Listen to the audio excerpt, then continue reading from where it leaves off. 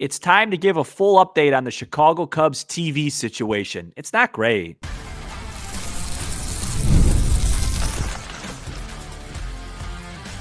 You are Locked On Cubs, your daily Chicago Cubs podcast, part of the Locked On Podcast Network, your team every day. You are Locked On Cubs, part of the Locked On Podcast Network, your team every day. Alongside Sam Wolber, I'm Matt Cozy. Sam and I are lifelong fans taking our passion into discussion with you on all things Cubs. Thank you for being part of the show and making us your first listen today. And the best way you can help us grow the show is to listen or watch every single day. We have breaking news later in the show. And I have some breaking news for you. We even got the Pat Hughes drop from the Cub convention in 2012 when he announced Kerry Wood. I have some breaking news for you. And so we just got that to the show a few minutes ago, really a few months ago. So we'll reveal that for the first time. New prospects list and a lot on Marquee, the exclusive TV partner of the Cubs. Much of my intro, at least, is being sourced from Jeff Agrest, sports media reporter and sports editor at the Chicago Sun-Times. The first piece of news, Sam, is that Xfinity / Comcast, which is the largest distributor of Marquee and has the largest presence in the Chicagoland area, is moving Marquee to the ultimate tier, which is the higher priced tier than the popular tier they have been on. How much more? About $20 more. Though the first few months of the move could be subject to a promotion. $20 a month. Yeah, $20 more than what people are already paying. Yep. And so, that would be at least 30 plus dollars a month to get Marquee amongst hundreds of other channels. Maybe there's a promotional price to help ease that transition.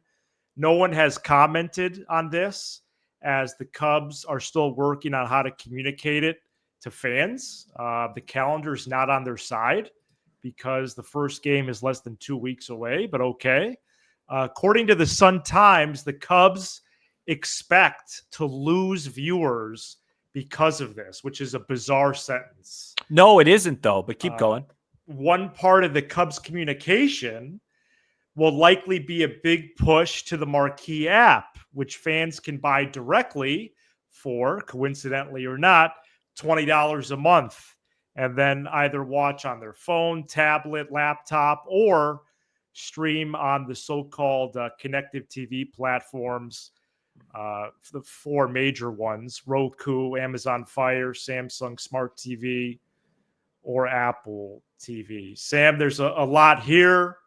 I know both of our dads have Xfinity, and I wonder how this is going to play out for a lot of fans. So coming back to your comment earlier about they expect to lose subscribers, Kaplan talked about that in his recap. Whenever the statistics show when you go up to premium, you lose a large percentage of subscribers. That's why they're doing that. The question that I have before I break this down, was this Xfinity or the Cubs that wanted this? I don't think the Cubs wanted to do this. It's a Comcast thing. Yeah, I don't think they wanted to do this, but I think they were forced to for whatever reason.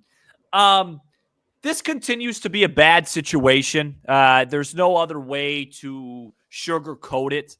If you want to be a glass half full optimist, the way I would put it is this: the Cubs still have a really good TV situation compared to the rest of the league. The cord cutting stuff has impacted other teams. The Cubs are still at an overall competitive advantage with Marquee based off of, the Twins, the Padres, you name it. There's some teams that are really struggling there. Diamondbacks. Yeah, 100%. But I don't think that really makes anybody feel better because they're not really taking advantage of the competitive advantage, because ultimately there's one team that's absolutely flourishing from their TV situation, and we'll see them March 18th in Japan. and they're so far ahead of everybody else that it almost makes the Cubs' slight advantage kind of a moot point. Look, I'll just speak as a fan on this, and then maybe we could go back and forth. As a fan, it should not be this difficult to watch your team play. I got to take my dad through a whole thing, how to get premium. If it wasn't on Xfinity, he's got to get a smart TV. And it's like, people will be like, oh, well, it's 2025, get a smart TV. It's like, hey, man, and just using our dads as an example, like they grew up watching games on WGN. Okay. My dad's not a tech guy. He's not looking to do that. He's looking to come home from work, put on WGN, listen to the same broadcasters talk seriously about a baseball game every day. That's how he fell in love with the sport when he was a child. And that's how about 90% of Cubs fans, especially of that age, fell in love with the sport. There isn't okay, I got to get the app. Let me hook up the app on my phone. Oh, it's buffering. What are we going to do? And oh, wait, now I got to pay an extra fee. And it's not about the money, right? And that, it is for some people. It is. But I'm speaking for me. It's not as much. It's just about the inconvenience of, okay, now I got to add this and do this. Like watching the Cubs, the whole brand of being a Chicago Cubs fan is what do we say, Matt? It's a companion sport. It's your companion. That's right. It should just be a part of it. The Cubs being on your TV when you're home. I always think back to the Cozy household, the Nick Cozy's household growing up. And when I used to go there and I used to spend, consecutive days there during the summertime, you had the game on every television in the room or in the house, right? So there's nobody in the basement, but it's still on in the basement. Right. There's nobody in upstairs in Nick's brother. The corner room had it. Room had it on. Then the main living room where everyone is, it's on. And then by the way, the radio's on in the garage. Yes. Right? Because it's a part of your household. Like if we had people over, it's like, hey, Mom, Cubs are going to be on. That's just what it's going to be. Okay. I know they're 10 games out, but that's just, it's a part of your fiber of your being. And this TV situation, it just made things so much more corporate. And it just, and I've said this a lot on the show, and this really isn't what we're talking about. And I'm going to update people how to watch and all that. But I just want to make this point again, because it's so important. It just has made me feel less connected to my favorite team and my favorite thing in the world.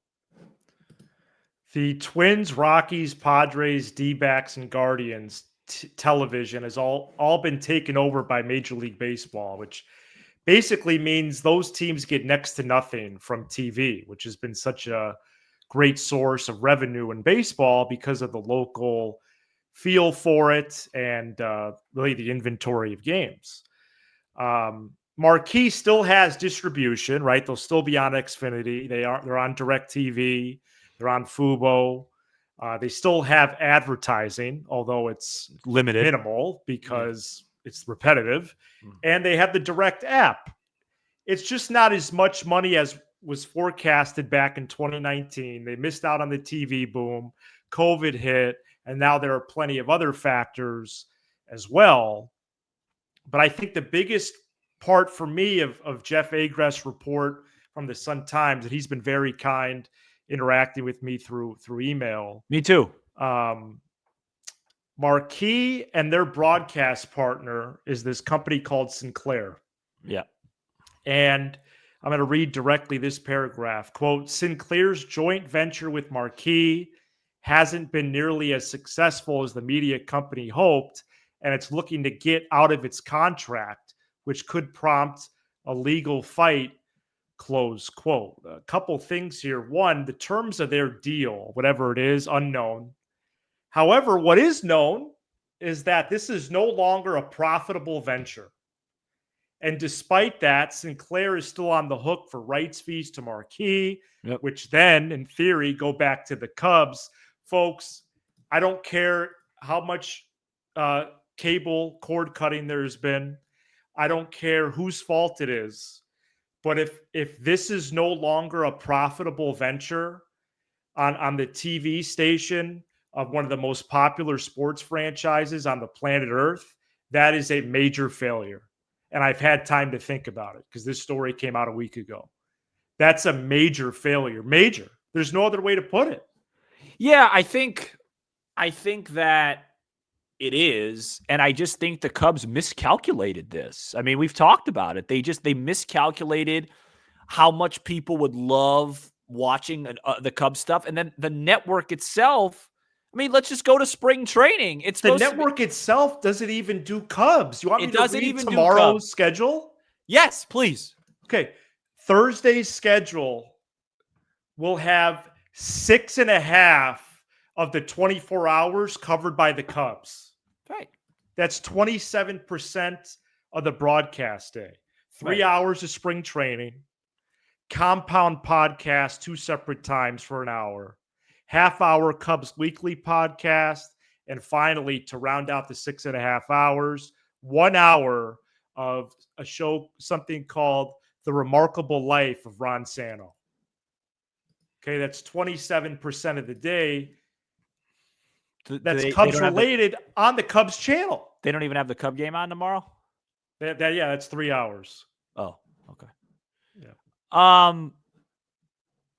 Look, I hear exactly what you're saying. I agree with it completely. And ultimately, in hindsight, it feels like they tried to fix something that wasn't broken. They got greedy. They won the World Series and just thought, I mean, we've talked about this, so I don't want to regurgitate it. They thought that this was going to be this huge gold mine of we're going to be. And by the way, some of it wasn't their fault. COVID. Timing's a part of it. The core guys not being any good. Wow. Like this was for the core guys turning out to be like that. Like this was supposed to be a golden era of baseball that lasted right around till about now, I would say, with Rizzo, Bryant, Baez, whatever. And that got cut short in 2021, rightfully. That upset a lot of people, because they really haven't been a legitimate contending teams. Like since they've had Marquee, there's never been a time where you've gone, this team could win the World Series. Haven't won a playoff game since 2017. Right. So that's all part of it. I do have more in my notes. Okay, let me just say this. Yeah. Because a lot of people have asked me this. If you want to watch the Cubs and you're in market, the best way to do it, I would say, if you don't have Xfinity or one of the things, is just get the app and then hook it up. And if you're out of market, so let's say you live in California. That's a good or something. point. Yeah. If you're out of market, just get the MLB TV for $24 a month, and then just watch the Cubs games through there because you're out of market. The only time you'd be in trouble is if they played a game in your area. So if you live in LA and they play the Dodgers, you probably wouldn't be able to watch it that day. That would be my best advice. But the app, to me, like I had the app working in Vegas on my phone. Like the app works anywhere, right? Yeah, I just got the app again myself. That first game, training game. So I know Sinclair owes the Cubs money. Mm-hmm. But I do wonder if they just say, hey, let's avoid the mess, the legal battle. So I just want to go over the 3 options. Mm-hmm. They could pivot to another broadcast partner. Option 2, Marquee could run themselves. Or option 3, which would create the most buzz, but is also the most unlikely, the Cubs could abandon Marquee and return to free television. Oh, which they haven't been on since 2019. I would at least want just simulcast 1 game per week on free TV. Please. Create some momentum. Please. So those are their options there. And then on the games in Japan, Sam, mm-hmm. We're still waiting on who's actually going to call those, because I originally had heard Cole Wright. But since I heard that, Alex Cohen was named the full-time backup to Boog, mm-hmm. who may not be making that trip. Yeah, so he's probably got basketball. I did want to put that in there. Yeah. Would that be basketball for what? ESPN radio, though? Because no, he does ESPN live basketball, like on TV on Monday. Well, actually, no, you're right, because the conference tournaments would be that week. Or NCAA starts that week. That's what you're saying for radio. You're right. So I was trying to figure that out today. I couldn't get it confirmed. The regular season will be over. That was it wasn't a smart comment by me. All right. It is what it is. It's not great, but it's important updates. Coming up next, we talk the latest in prospects news.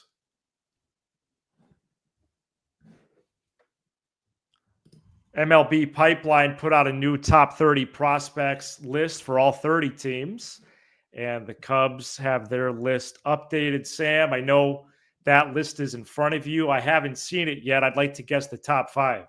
Yeah, let's do it. Okay, I think Owen Casey has slipped. I'm going to put him, I think there's a chance he's outside the top 5, but I'm going to say he's 5th. Do you want me to wait? No, I say tell me where they are. Owen Casey's number 3. Okay. Matt Shaw's 1. Correct. Cade Horton is 2. Correct. Wow, so Casey's 3. Uh-huh. Trianto's 4. 5. And Alcantara 4. 6.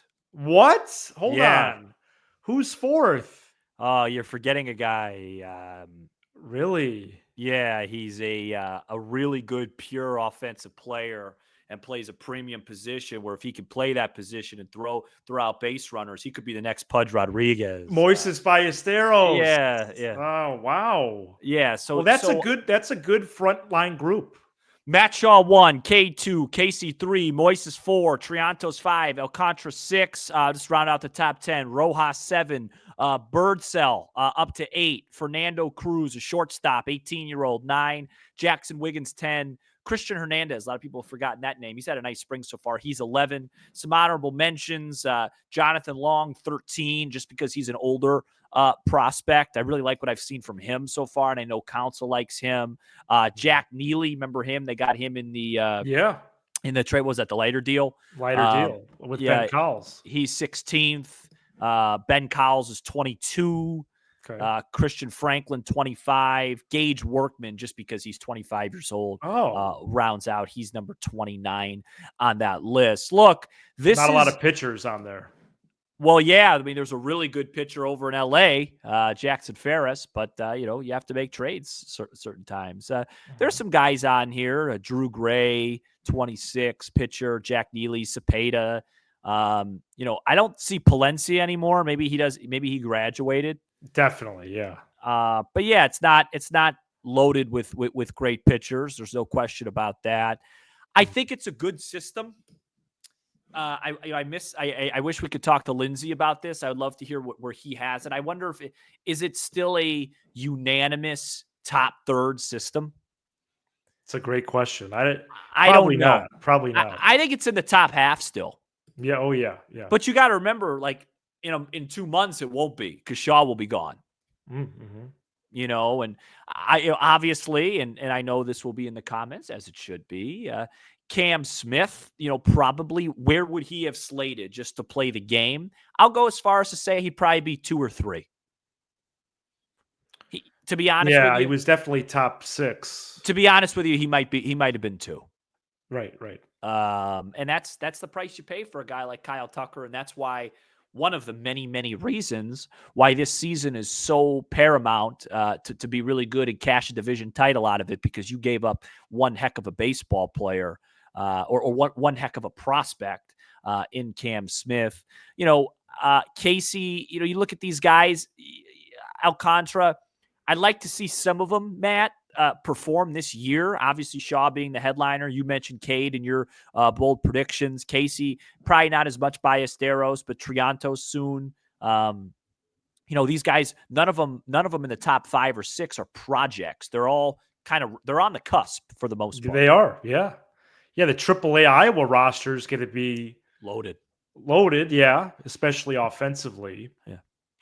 Actually, starting rotation as well, especially if Wicks and Brown and Assad all end up there. Yeah, I know that places like Fangraphs, Baseball America, MLB Pipeline even, they're starting to say, hey, the Cubs system, while still highly regarded, lacks players who project as top-tier talent. And I think I know in December, Cam Smith wasn't yet necessarily regarded as that. I think he's even elevated himself since the trade, whether that's scouting updates or spring training. Ferris and Hope with the Dodgers now have gotten good marks. But that's part of the game, certainly, to make those deals. But I also personally wonder, okay, even Cade Horton, Sam, Yeah. on his best day, is he a 2 or is he a 4? Right. Brandon Birdsell has been projected before he throws a major league inning. He's on the cusp. All these services say he's a 5. Right. What does that really do for you? I understand that has some value. Don't get me wrong.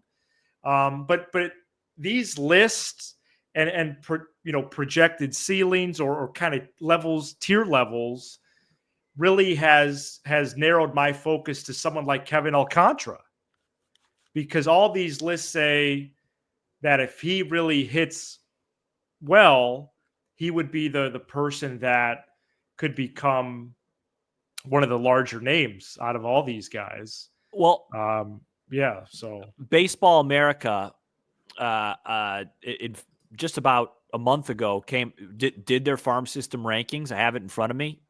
The Cubs were 15th. Wow. You want to know what they were last year? I didn't think they'd be that low. Yeah, they were 4th. Were they last 5th year. last year? They were 4th. Okay. And I could read you, according to Baseball America, 2020, they were 21st. 2021, they were 22nd. 2022, 15th. 2023, 17th. 2024, 4. And now they're down to 15th. The article, the paragraph right after says, hey, top prospect Matt Shaw, the top of the Cubs system is stocked with ready-made big league pieces and potential trade chips. Chicago's thin on pitching outside of top arm Cade Horton, but boosts a deep group of young middle infielders with upside. It's a top half system lacking a truly transcendent talent, as you just said, especially after trading away third baseman Cam Smith to the Astros. Now, one player. Now, if they still have Cam Smith, they're probably like top 11, top 10. That one player matters that much. So really, probably, right. I would go as far as to say really important draft this year for the Cubs to get another guy in the fold. That's good. Yeah, they've drafted well. Yep. I wonder who the surprise name on that top 30 list could be. I'll tell you or exactly who's someone we're not thinking of that could even play for the Cubs. Yep. Maybe it is like Birdsell or something like that. I think the guy to watch, not in terms of playing for the Cubs, but ascending this year, would be Christian Hernandez. Oh, I remember that name. Where is he? Yeah. He's still in high A. He's having a really good spring with the Cubs right now. Okay. He's still only 21. He was one of the Cubs' top prospects when he was a teenager, and it just hasn't clicked yet. And if it's going to click, it's got to click now. Wow.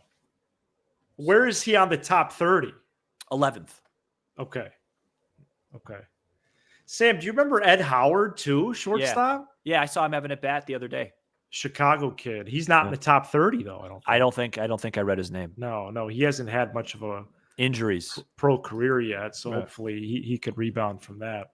All right, anything else with prospects? Wow, Cubs system maybe as low as 15.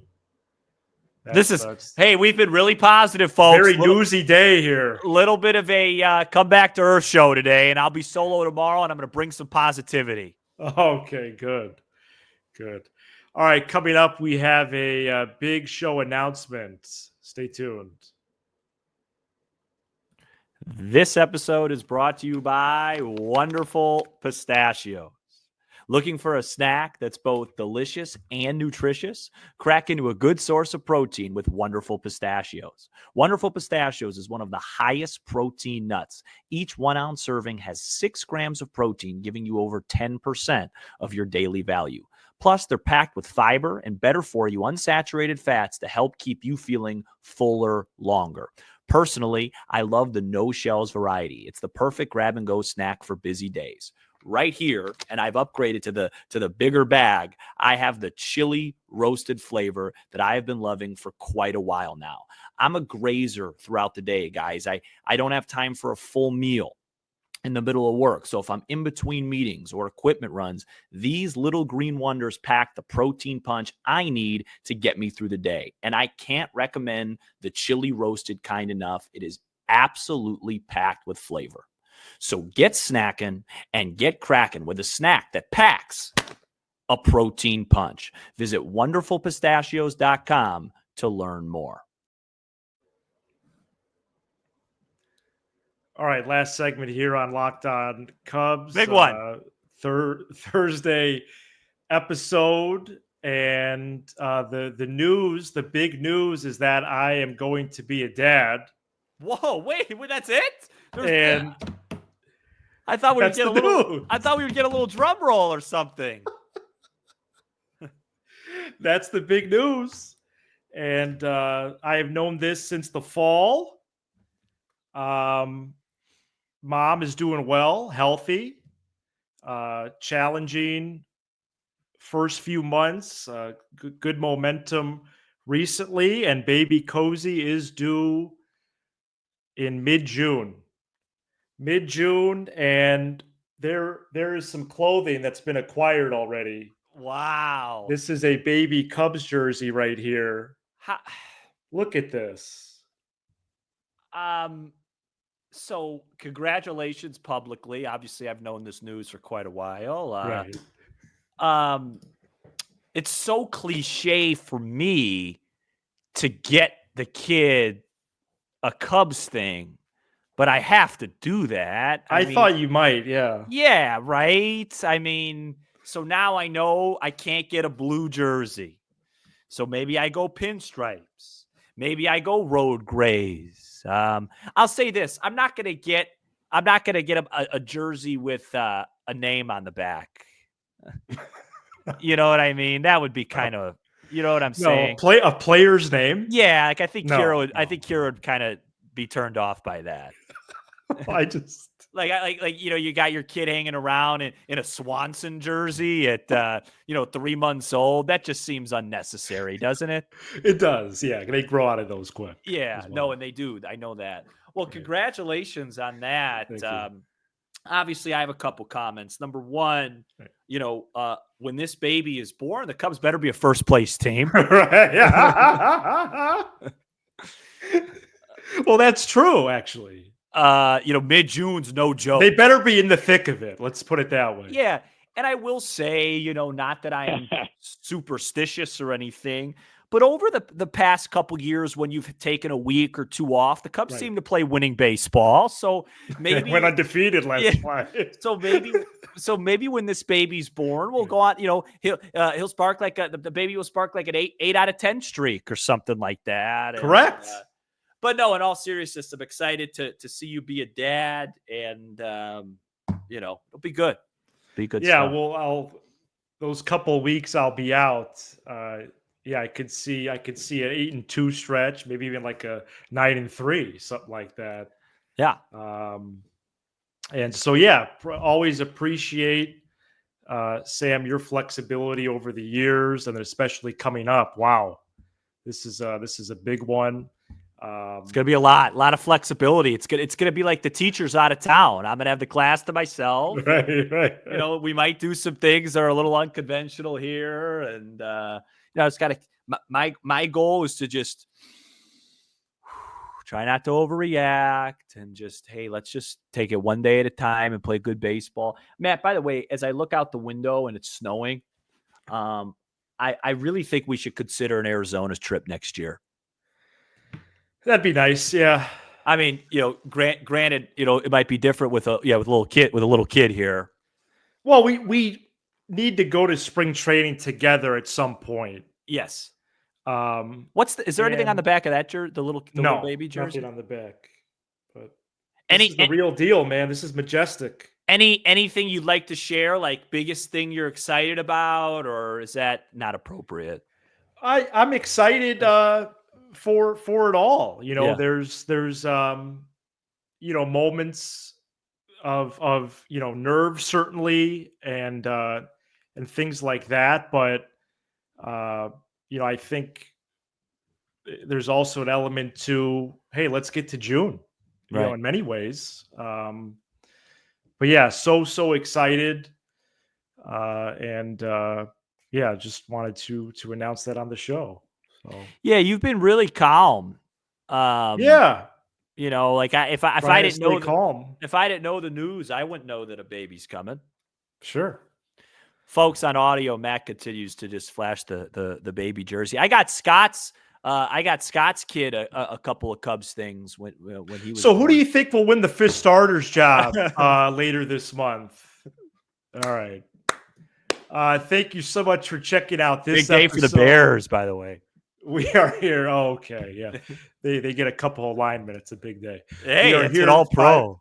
5 days a week, talking about all things Cubs. Subscribe to our channel on YouTube as we make the push to 13,000 subs, and we're streaming worldwide at Apple, Spotify, iHeartRadio, Sirius XM, and more. All right, Sam is back tomorrow as he is every Friday.